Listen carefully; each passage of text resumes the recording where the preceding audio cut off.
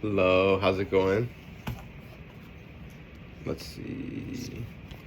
Um, Cannot hear you. Can you hear me? Okay. There we go. Hey, how's it going? Okay. Going pretty good. How are you? Pretty good. Just we're always busy here in the legal tech industry, so I'm sure. it's never a dull moment when you're dealing with attorneys. I'm sure. Awesome. So, well, welcome. Thanks for attending. And I'm kind of I'll just give you a quick intro just to make it as Okay. quick as I can.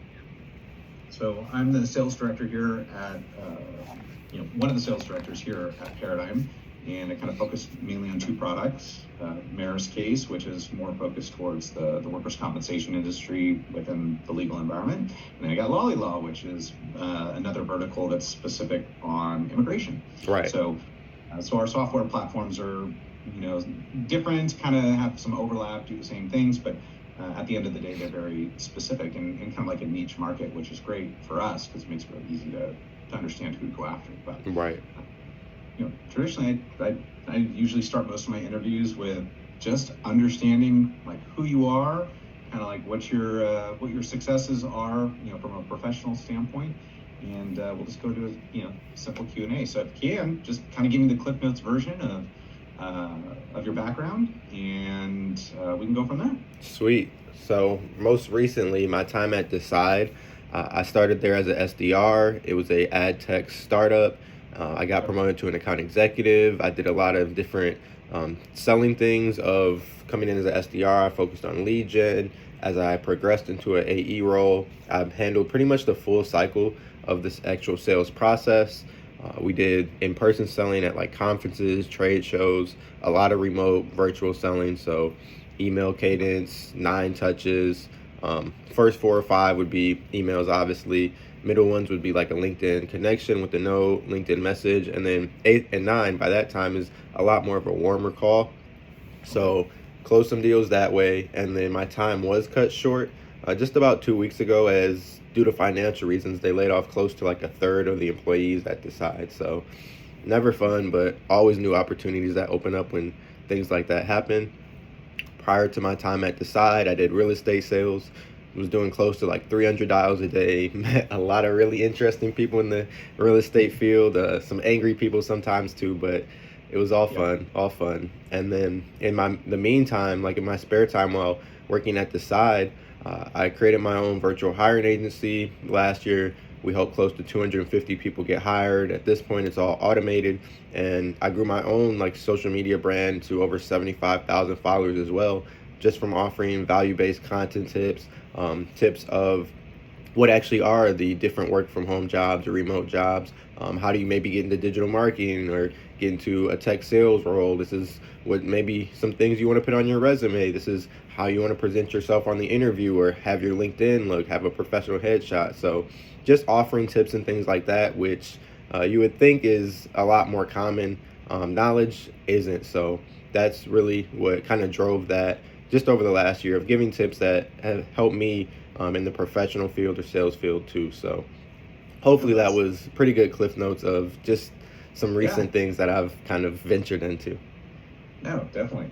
So, I mean, in terms of like where you're at over, or I guess going back to Decide, because obviously that's awesome that you're able to kind of create your own, ultimately creating your own brand, but also your own company that's able to run behind the scenes. So that's always got to be pretty exciting, especially if you're constantly putting out content. That's usually the biggest thing for those types of roles when you're a self-starter. So that's impressive.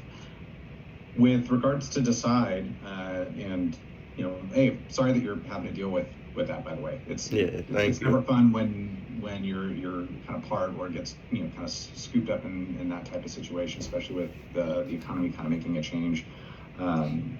That for us it's a little bit different. We're going the opposite direction. Right. So we legal tech is kind of growing at a a pretty sizable pace, and specifically for Paradigm. We're probably the only ones in the space that are probably on a like going opposite of what everyone else is doing. Okay. So Good to hear. continue to grow and expand. So for us, it's a strategic process that's been working really well for the last 3 or 4 years. And so for us, we're kind of excited. So we're going different directions. So Good. that's why I'm doing tons of interviews, because it gives us an opportunity to ultimately cherry pick the cream of the crop of course. the folks are kind of experiencing exactly what you're dealing with. Which again, it's one door closes, another door opens, right? Yeah. Especially when it comes to sales, there's always another opportunity. Although I got to admit, ChatGPT is going to be a death I of all know. of us at some point. It's taking over software, coding for sure, copywriting. So eventually, maybe we'll have it cold calling. Yeah. I mean, at some point, from the traditional chatbots that are that have been around for a while, those things are probably going to be a little bit smarter. Yeah. So, but getting back to Decide, tell me a little bit about from a success standpoint. I got your resume in front of me, and I've reviewed it. I traditionally try to get a better understanding of hey, take me really quickly through your actual day. Okay. So, obviously you're a biz dev initially, right, and then moved up to an AE. What is what's the biggest difference? Are you still hunting in the AE role, or is it someone else was doing pretty much all the hunting for you, and then you're ultimately going through discovery? Yeah. So I think that was the goal with their account executive position, because when I started as an SDR, I was doing a lot of the hunting and gathering of leads, and then sending that to the account executives. But as I got promoted, we never really hired a new class of SDRs. So for my account executive role, I was doing lead gen, and then also the main difference was that I was closing all the calls myself too. Oh, got it. Okay. Yeah. So essentially you're kind of going from A to Z. Yep. Yeah. Full cycle. What, out of that sales cycle, where do you feel your strengths were? In terms of biz dev versus closing, and then everything in between. Okay. Yeah. So I would say my strengths definitely would be closing. Obviously my favorite, I've been in a lot of different closing roles. So definitely I would consider my strength to be closing. And I would say maybe weakest part of one of my strengths was honestly when I started, especially as an SDR, finding the right people to prospect. So finding the right buyer persona. But what my manager had helped me kind of learn and grow into is personalized outreach. So one of the strategies that worked really well was changing this kind of subject lines that I was using to maybe say their first name plus my first name, a meeting request.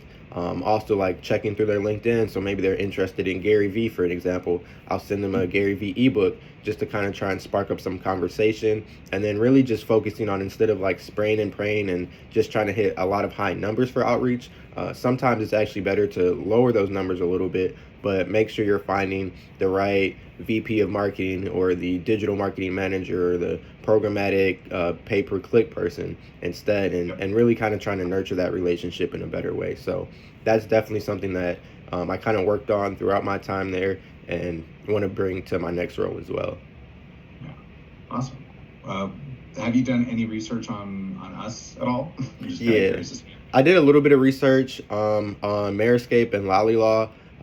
When I spoke with Catherine, she said that's most likely the two verticals or the two kind of softwares that as an account executive I would be selling. So I did a little bit of research on those two. I saw Mayorscape, I believe, is more of workers' comp, and just kind of helping people who helping different law firms who focus on that.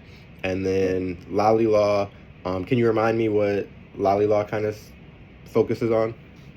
Yeah, so it's immigration. Okay, you're right. Immigration, yeah. Okay.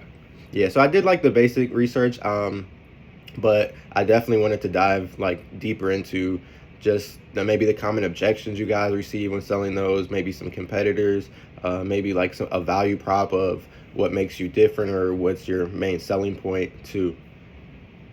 Oh yeah, I'll definitely get to that point. Sweet. That's always the fun part, because that's just putting on the normal hat that I've been wearing for a long time. So, right. we'll definitely, I'll be happy to get to that point, because I'm like, I like doing role plays too. Okay, So I don't know how comfortable you are with doing a role play, but I'm comfortable. if we have time, this is like, a 30-minute call, so I want to make, it's like as much, good use of both our time so we can get through it. Definitely. That's always helpful. So I'll definitely come back to that. In terms of, like from a closing, you mentioned closing person, like as probably the primary driver, or probably one of your biggest strengths. Do you have like a specific story or something, specific around when you were probably going to close a deal? You're like sitting at the goal line, right? And you're trying to punch it in and score, and then you end up losing the deal, right? Like, and trying to figure out like what happened. Do you have a time like that just kind of comes top of mind, where you're like, hey, you were there, you knew it, everything goes well, and for whatever reason didn't close? Yeah, I definitely have a few times like that, especially with real estate.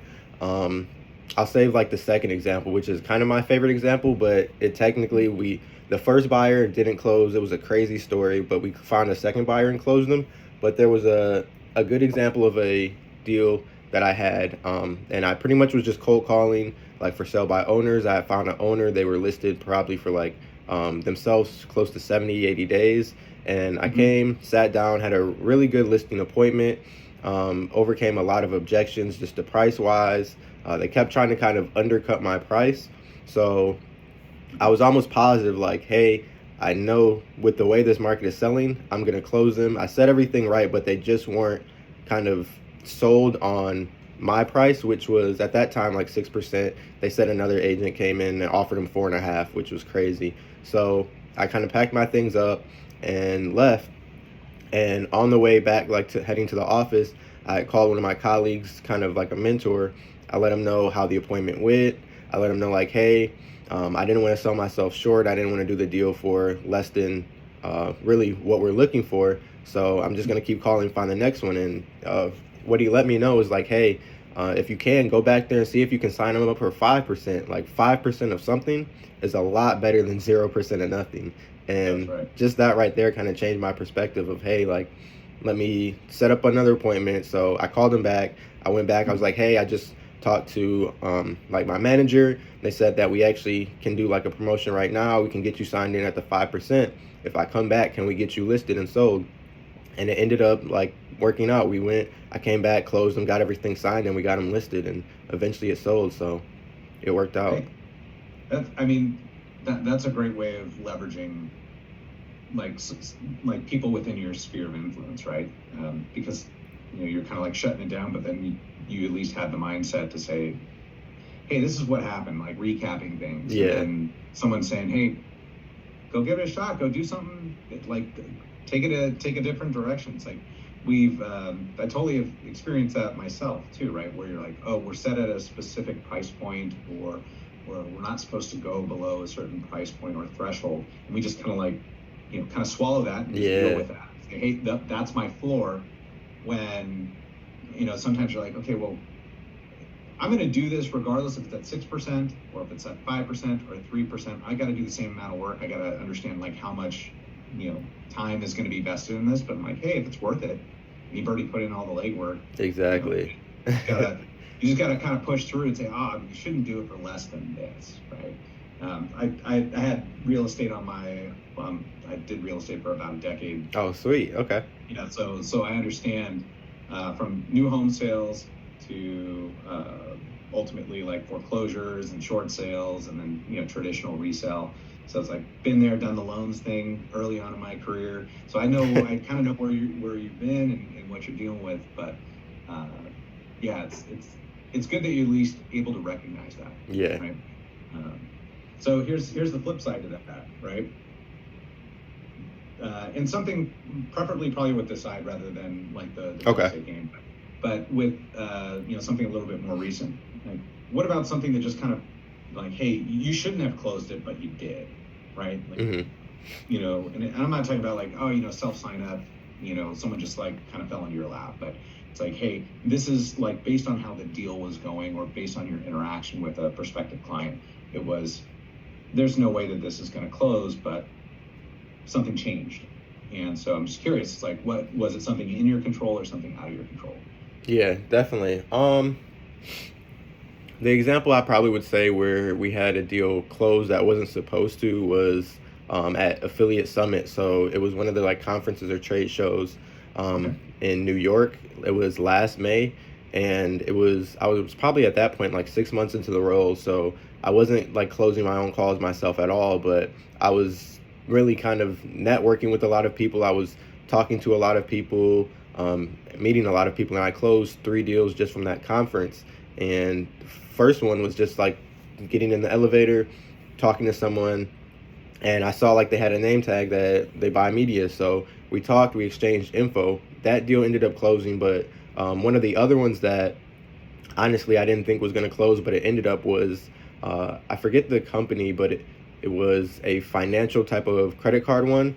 And their Okay. offer, it was like a type of ring where you could actually like pay with the ring or tap with the ring. Okay. Quantic.io. And I didn't think it would close just because there were so many compliance issues, so many things like going back and forth. We had to actually create like a completely new contract, and it was just a lot of like me going back and forth. And I felt like a lot of times I had dropped the ball because maybe it took me a couple days to respond of just trying to find like the CFO at our company, getting an answer from him, and then I have to go like talk to the admin team just to see like, hey, is this something we can do?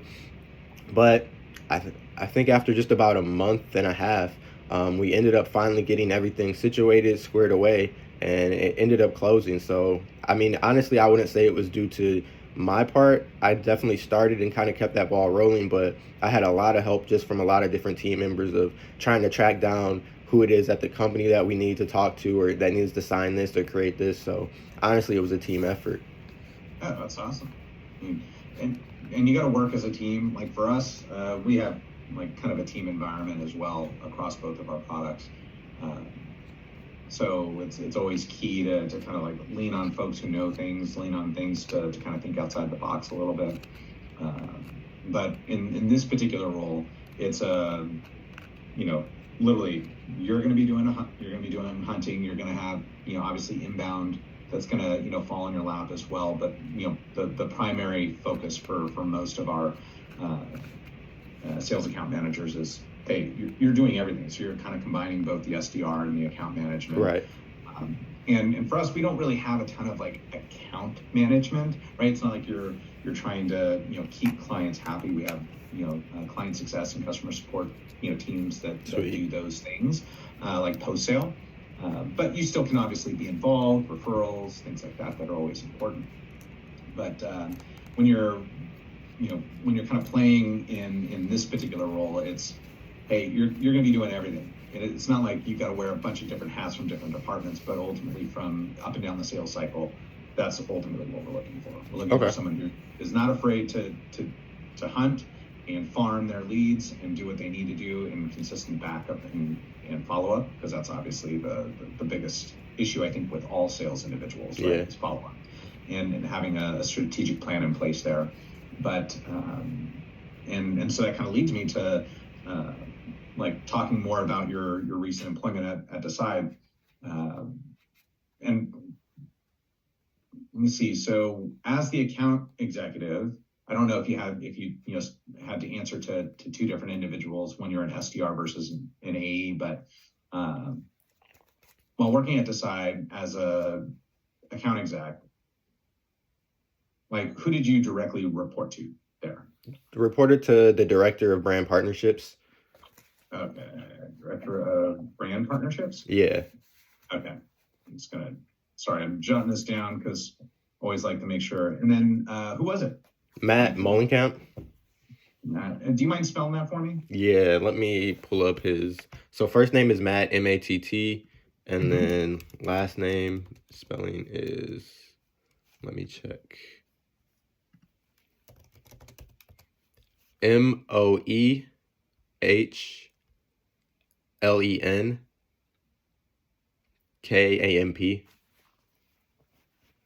Okay, so I'll just read this back to you. So Moehlenkamp.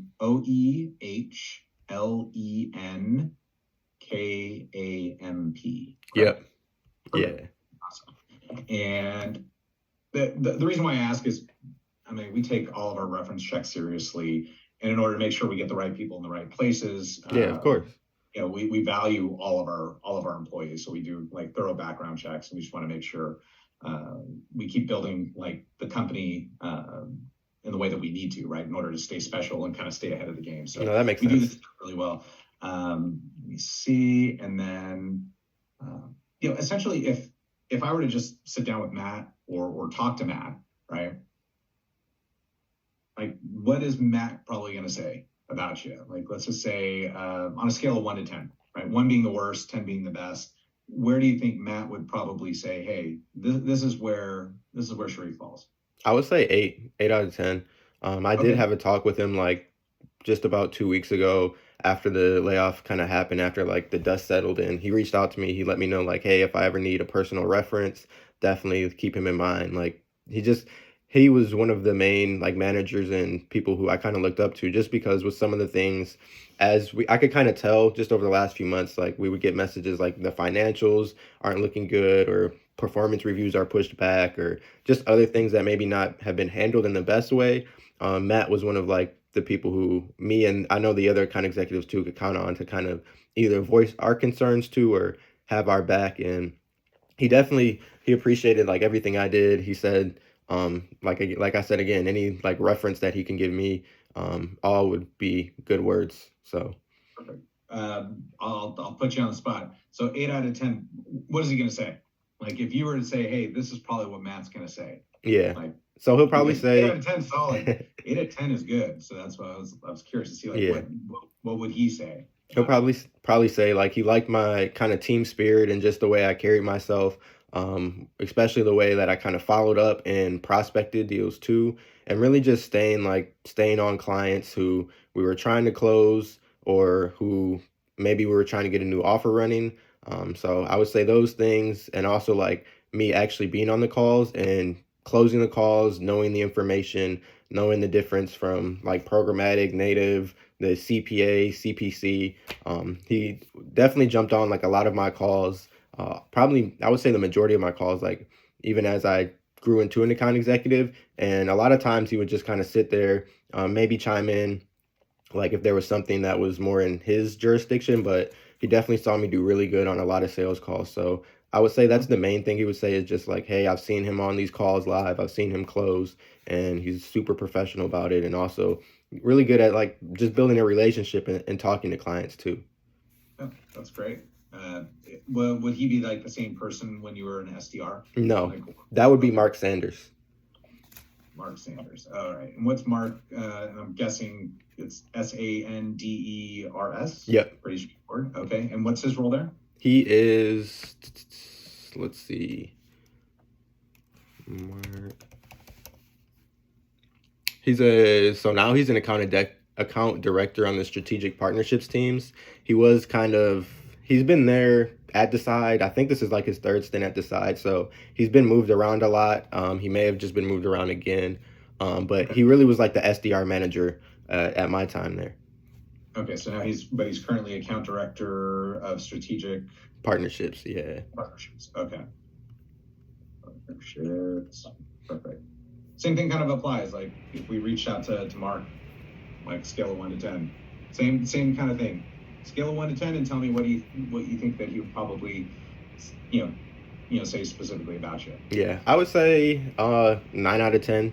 Like Okay. I worked with Mark for a lot longer than I worked with Matt, and Mark reached out to me as well. Like after everything happened, said like love to use him as a reference. But what I would say that he would say about me is just like my outreach. So he's the one who came in, helped me kind of develop some personalized outreach strategies, and then he really got to see me like flourish as the leading SDR just for outreach numbers, but a lot of times for like the opportunities created or meetings set out the week.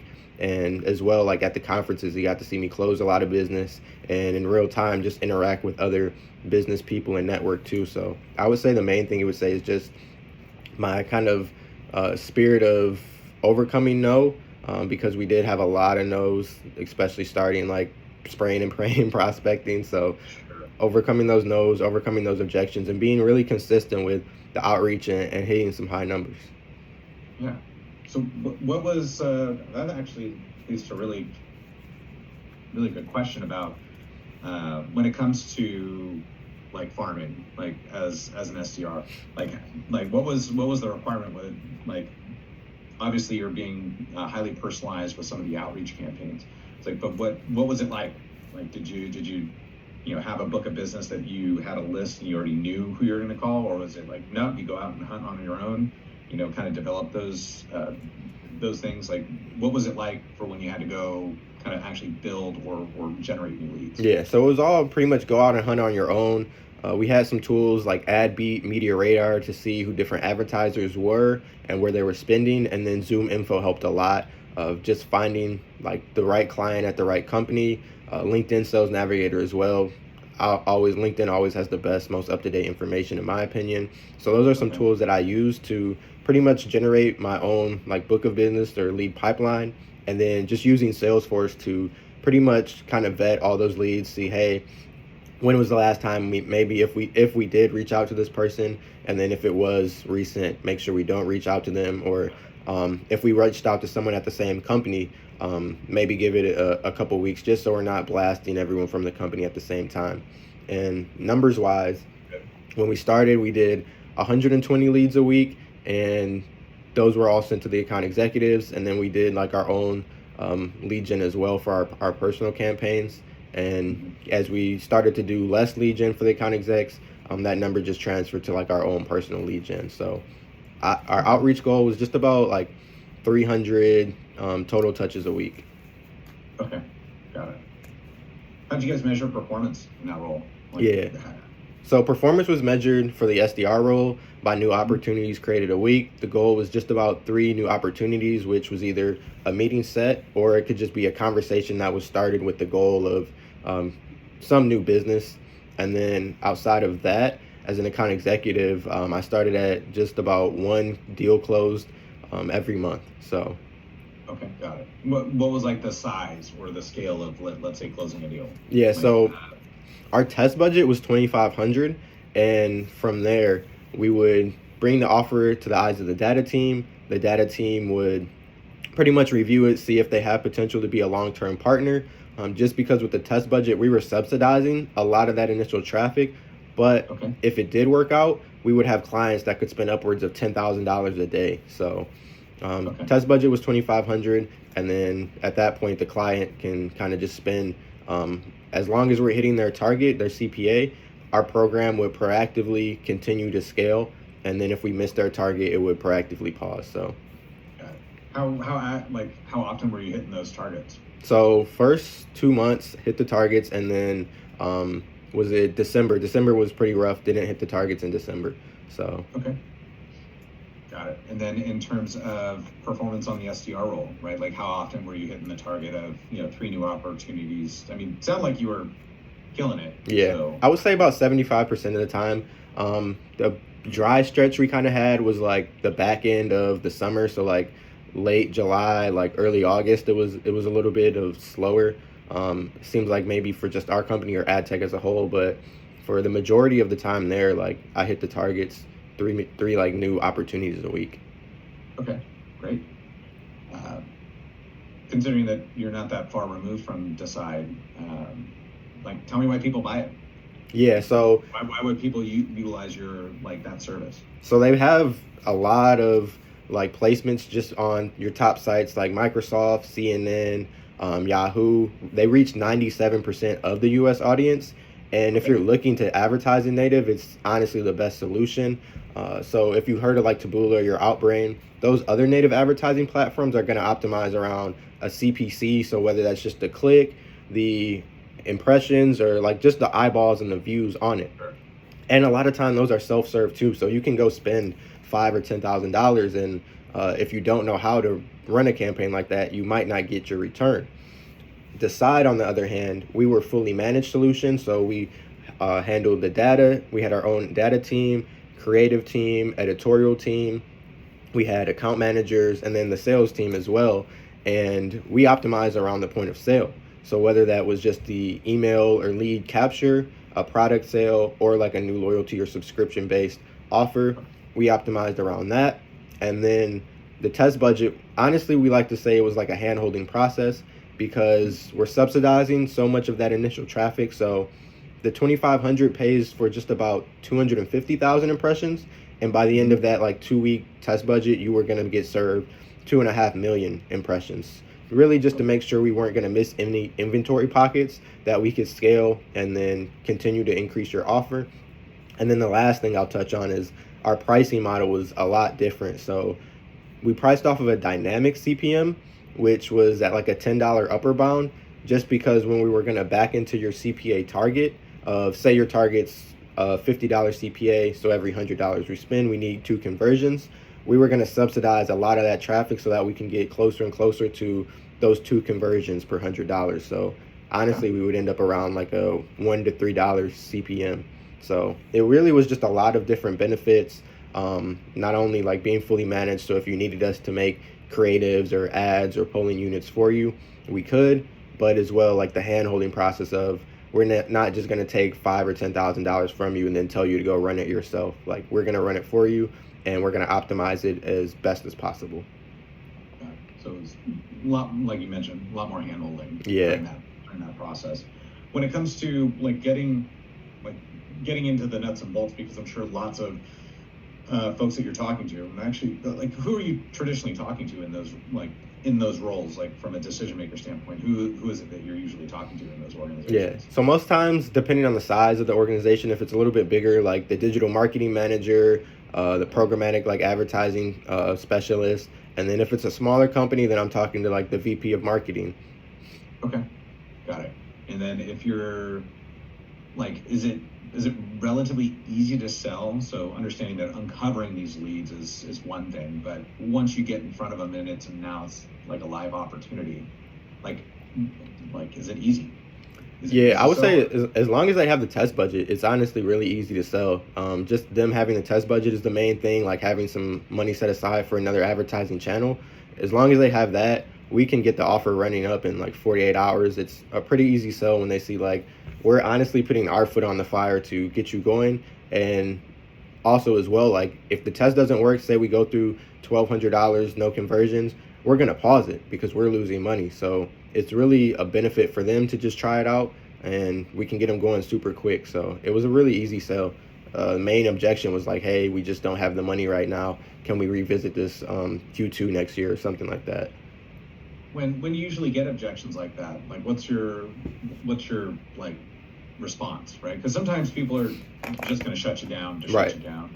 But usually, what's the response that you usually have when you get an objection like that? Yeah, so my go-to is pretty much like, hey, we do have, so it's like diving into the payment. So I'll let them know like, hey, we do have post-pay. So to get you started, all we would need is the credit card information.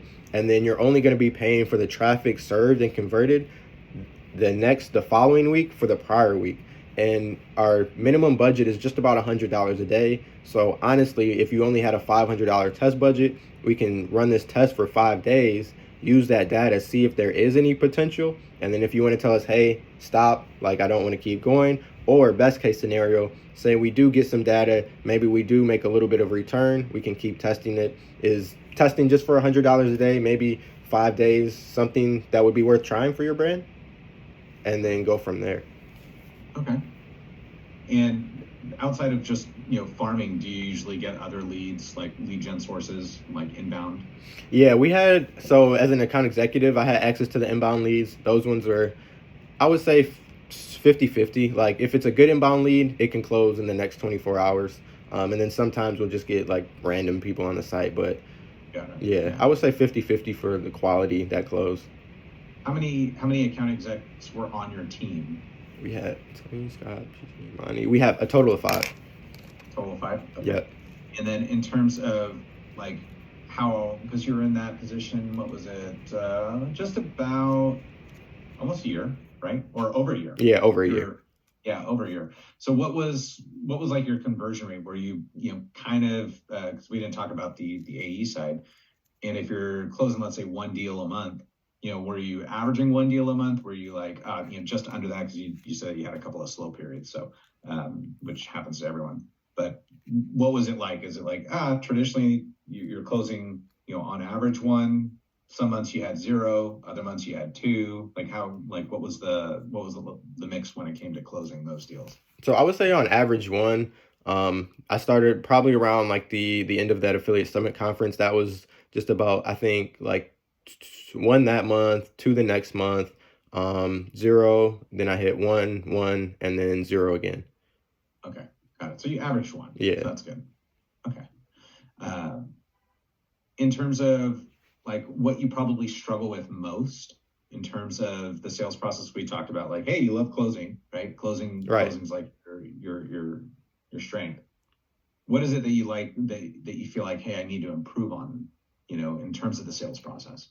I would say improve on is honestly wanting to do everything myself. So, definitely like improve on either having like accepting other people to help me like with lead gen. So sometimes we would have other people like, hey, I've got this list of leads, or like here's some leads that I'm looking at, like if you want to check them out. A lot of times I would kind of want to handle every single part of the sales process in the cycle myself, but Yeah. accepting like that help or like trusting others in the process to kind of take the lead if I'm unavailable or if not. So like for an example, if I was out of office, like typically I would either try and at first I would try and reschedule the call to like when maybe I'm feeling better or I'm back in office, but trusting like Mhm. my other teammates to say like, hey, I can't make it today. I'd rather just have you jump on because they're interested right now and the call's already set instead of me rescheduling it so that I can still kind of be in control of the process. So I would say that's Got it. something that I'm working on. That's kind of what my weakness is like in the sales process.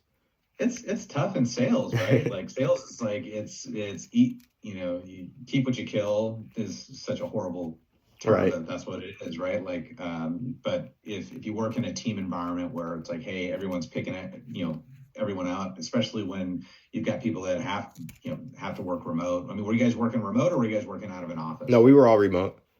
You're all remote, Yeah. okay.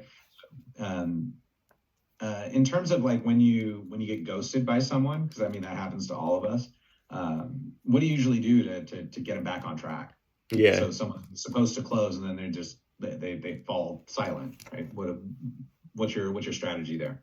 Yeah, so my strategy usually is kind of trying to change like the perspective of the conversation to like just hey, close to like hey, just following up like wanted to see like maybe how business is going or like is this still an interest or maybe like is there like a better person on the team for me to talk to. Like, I'm sure you're busy, kind of sometimes boost their ego. Like, I'm sure you're busy. I'm sure your inbox is flooded. Like, is there someone better that I can kind of reach out to just to take a little bit off your plate and really kind of change the perspective to more of trying to be a help, trying to still help them reach their goals, trying to save them some time and not be so much of a pushy closer. Got it. No, that's good. Uh, Here's the broad base. I know we're running a couple like 10 minutes over, so I apologize. Yeah, no worries. I've got some time. Yes. So why did you apply for this position? Like just in general, like what Yeah. what, what was it that was kind of drawing you to our position specifically? Yeah, so I mean, when I saw like just the kind of legal like software and things like that that you guys are selling, my dad, he actually went back to school and he went to law school just about 5 years ago. So I Oh, kind of okay. got to watch him like go through that process, like study for the bar, like learn all these different legal things. And Mhm. legal is always a field that's going to be here. So that was one of the main points of like my application process of trying to either break into a new vertical or find a vertical that's a lot more recession proof and that has a lot more growth opportunity, like just over the next few years. Good. Why do you think you'd be a good fit? Like you specifically? Yeah, so I mean, I think I'd be a good fit just because the pace that I can learn new verticals, new technologies, and also that I'm a self-starter. I don't like taking no for an answer. I like to really handle the objection and then kind of get back in the race. So I think I would be a great fit just because of my passion for sales, my determination, and really just wanting to be a successful account executive in a really good vertical. Awesome. Listen, I'll open the last couple minutes up for any questions that you have. Let now's the time. You've been great at allowing me to ask you a bunch of questions. So I'll be happy to give you a few minutes, see if there's anything specific that you have that you'd like to know about us. Okay. Uh, Definitely. First question, if we could just dive deeper into what the objections look like, what does kind of that the sales process look like and the cycle look like for like the Meriscape and Lally Law. So it's traditionally you're either you're getting inbound leads that sometimes Okay. do come, and that's, I would say on average that's about maybe 15 to, it just varies, but let's just say anywhere between 15 to 20% of your inbound leads are going to be, just things that are falling onto your plate. And then the other, let's say, 60-70% are all going to be self-generated. And Okay. then you're going to get others that are ultimately could be like, self-referrals, other clients that are coming back into the fold. Stuff that other people have worked that just kind of fall onto your plate. So that's not really inbound, it's just kind of like reviving, cold leads. So we utilize outreach. So we use outreach in terms of like sequences and personalization and kind of like being very targeted. Sweet. Just because we know who we're going after, right? So it's not like a specific position at a particular firm or an entity. It's like, no, hey, you do immigration, you're going to want to use Lally Law. If you're doing workers' comp anywhere, you're going to be using Meriscape. And so it's pretty easy to understand like who to go after, which makes it very streamlined for our sales team. Right? Okay. Because we know what we need to do, we know where we need to go, we know who plays in this space, so it makes it really easy to kind of build your content and your outreach campaigns around that. We also have those things built out because we've been doing it for a long Right. time, so we know the language, which is really helpful. But ultimately, you go through a standard discovery call, like being able to understand, uncover, things that are going to help you throughout the sales process. Ultimately, it's not like close. Like, oh, you talk to us. Hey, do you want to use us? Start using us. It's not the type of individual that we're dealing with is usually managing partners, firm administrators. Sometimes it's goes down to someone's spouse, right, who helps run the back office business, Right. and so you have to understand like certain needs. So there's a lot more discovery involved, uncovering like what they need, Okay. and sometimes they don't know what they need, and so you have to help them kind of see the light, which is it's a challenge, right? Of But course. it's kind of the fun part of sales, right? It's being able to understand what is it specifically that you are going to kind of manifest during this conversation, so that you're like, okay, this is where I need to anchor. These are the things that I need to anchor so that I can get them to see why this is going to be a good fit for their for their business, and not because I'm just selling to sell, right? Right. So it's a much more like structured process. Plus you're dealing with folks that aren't super tech savvy, right? Yeah. And we're SaaS-based product. We do a lot of great things that streamline kind of like the workflow and enhance their business. Standard, hey, save you time and money cliches. Those all, like, everyone in sales uses those. But for us, we tend to shy away from those as our like anchor points, because that's what everyone else does.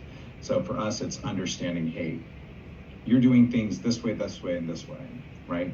You've grown your business that way for the last 20 years, and it's been great.